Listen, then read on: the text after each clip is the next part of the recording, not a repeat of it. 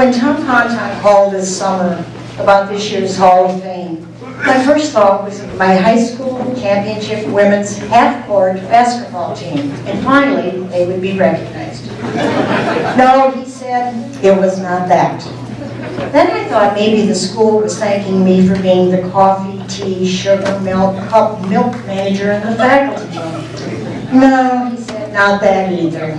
He said this honor was about teaching. Teaching.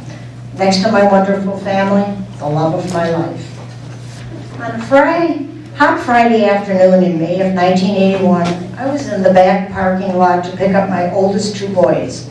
My youngest two sons were in the back seat, and I remember watching the enthusiasm and energy and noisiness of the students leaving the school.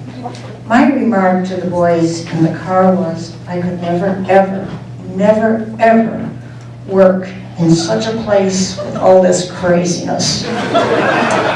Well, I should have known never to say never, ever, never. Because 2 months later, I stood before John Moylan asking if I could possibly teach one little Algebra 1 class in order to help with tuition. At that time, I had not given a nanosecond to thinking about teaching as a career. My father wanted an engineer. Fast forward, that one algebra class morphed into 7 my first year, and I was into teaching every minute of the day. As I look back all of these years, what a wonderful journey it has been.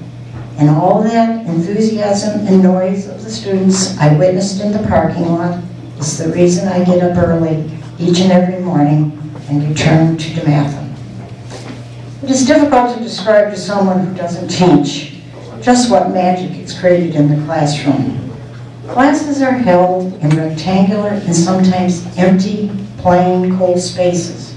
But slowly, as the year progresses, that shape becomes circular and warm as a community and a family is formed. There's that wonderful bond that grows as ideas, questions, hopes, mistakes, homework, laughter, and tears all get shared. My thanks to John Moylan, who took a chance on someone untested and untried. Thanks also to Rocco Manello, who guided and mentored me every day of my first year. I wish Buck were here because he too would have my gratitude for peeking into my classroom often to see if I were still surviving. Finally, thank you, Dan, for allowing me to continue on my merry way. To my colleagues and friends, all of you here at DeMatha, thank you from the bottom of my heart for this wonderful honor. It is a privilege each day to come to the one DeMatha and be with all of you and the students. Go Stags!